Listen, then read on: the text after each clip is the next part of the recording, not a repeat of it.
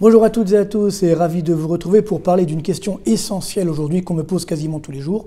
Est-ce que finalement la dette n'est pas la solution à tous nos problèmes? C'est vrai, on se dit finalement les taux d'intérêt sont bas, donc autant s'endetter, puis on verra bien ce qui arrivera, hein, qu'on soit l'État, une entreprise, un ménage, on s'endette, et puis bon, si ça marche tant mieux, sinon au pire on ne remboursera pas. Bon. C'est vrai que ça paraît être un peu la panacée, mais c'est évidemment extrêmement dangereux. Il y a bien sûr un piège énorme dans lequel on risque de tomber, c'est que si on s'endette et que ça génère une croissance forte, une activité dynamique, de l'emploi, des revenus, pas de problème, on pourra à ce moment-là rembourser et aller de l'avant. Mais si ce n'est pas le cas, si jamais cette dette ne fonctionne pas, comme c'est malheureusement le cas en France pour l'État depuis des années, alors là, ça sera particulièrement dangereux et on sera complètement fragilisé, on ne pourra pas justement relever le challenge de la reprise. Donc c'est un vrai danger, donc c'est pourquoi il faut être extrêmement prudent. Donc c'est ce qu'on va voir ensemble tout de suite, comme d'habitude, avec des chiffres, des graphiques, pour qu'on puisse justement visualiser et comprendre ce qui est en train de nous arriver. Donc déjà, premier point de départ, cette dette, elle est déjà énorme. Donc là, on a deux chiffres.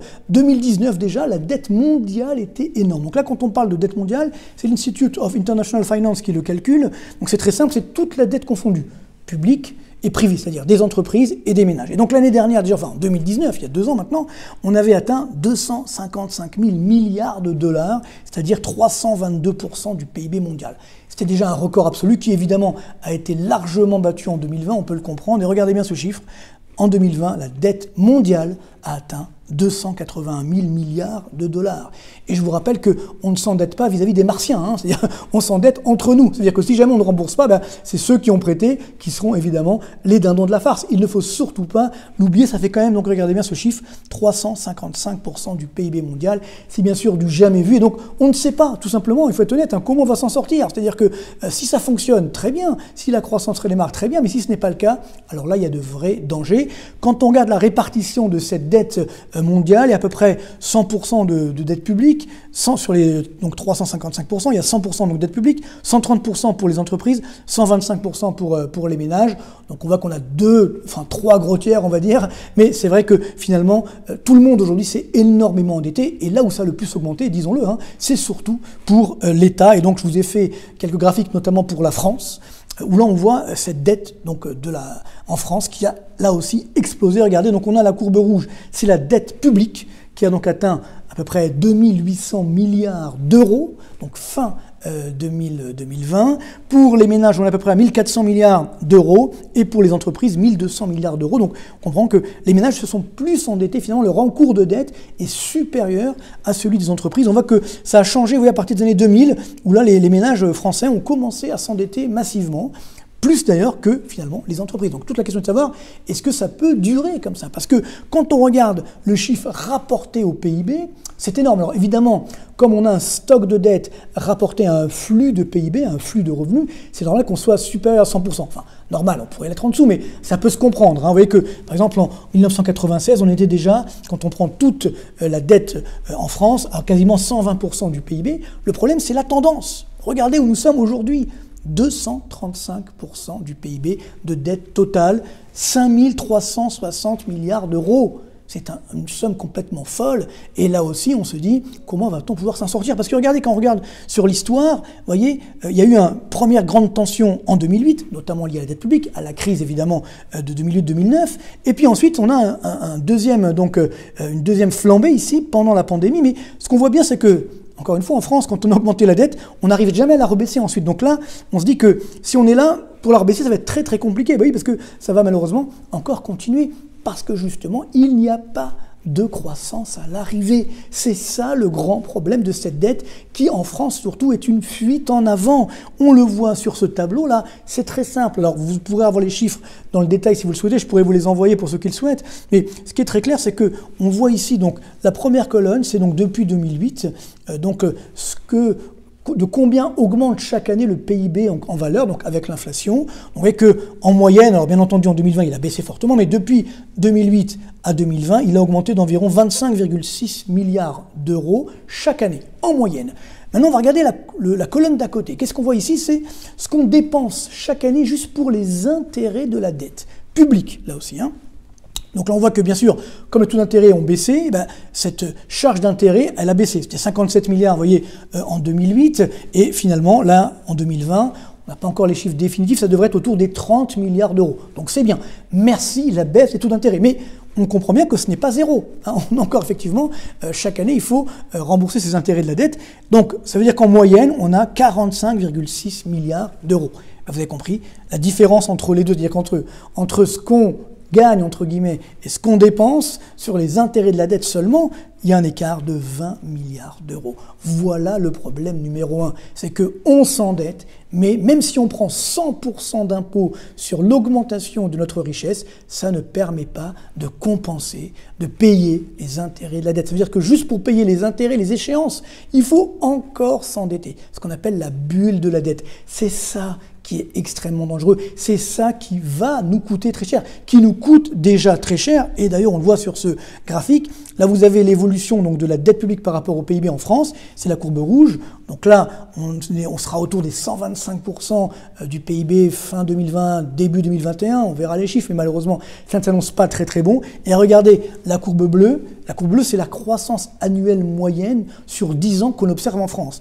Dans les années 70, on était encore, vous voyez, à 5% de croissance par an. Et là, regardez, on est autour des 0,5% de croissance par an en moyenne annuelle. Voilà le problème numéro 1. C'est que je m'endette. Oui, mais pourquoi faire ?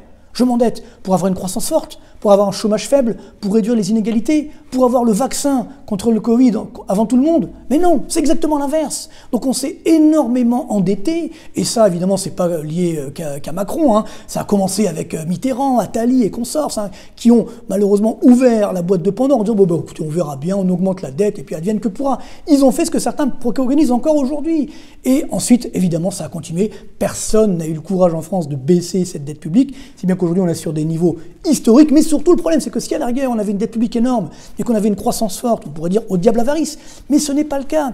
Et on est en train de le vivre aujourd'hui avec cette pandémie dramatique où malgré une dette publique énorme, malgré des dépenses publiques énormes, on a tout raté. Il n'y avait pas de masque, on n'avait pas le gel, rappelez-vous au début, le gel pour se laver les mains, etc.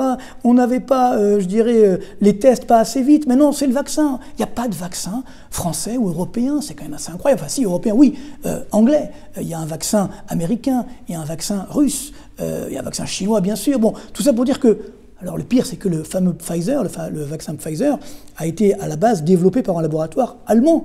Mais comme on refusait de financer la suite, de cette recherche, eh bien, il a été financé, ce laboratoire, aux États-Unis. Donc c'est pourquoi ce vaccin Pfizer est finalement américain. C'est ça qui est extrêmement dangereux, c'est qu'on a une dette énorme, mais qui ne génère pas de croissance. Voilà pourquoi c'est une fuite en avant extrêmement dangereuse.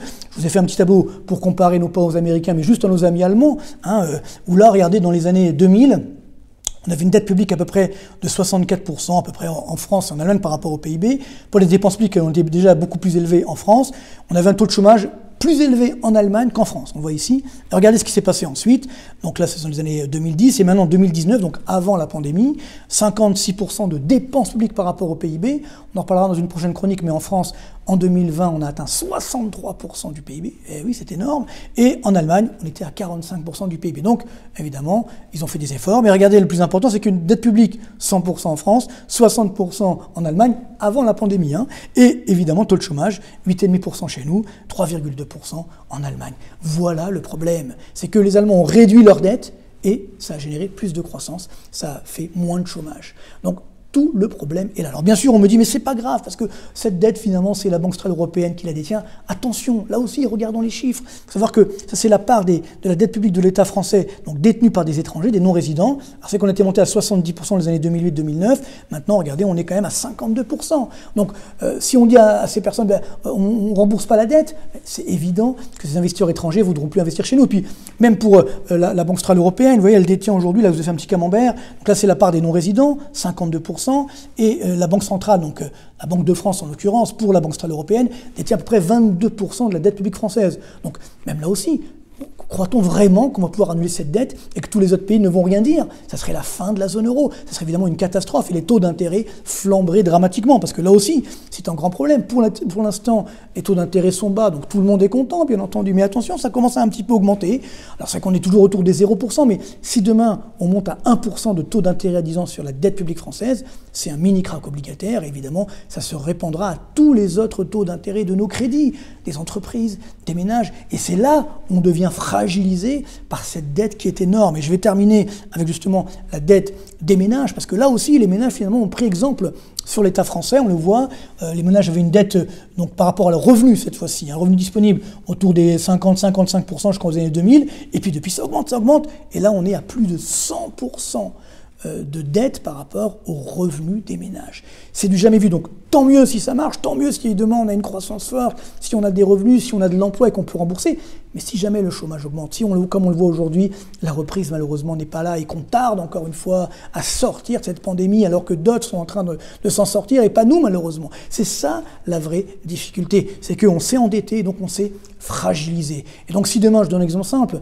vous êtes surendetté et que malheureusement vous tombez au chômage, comment vous faites pour rembourser vos emprunts ?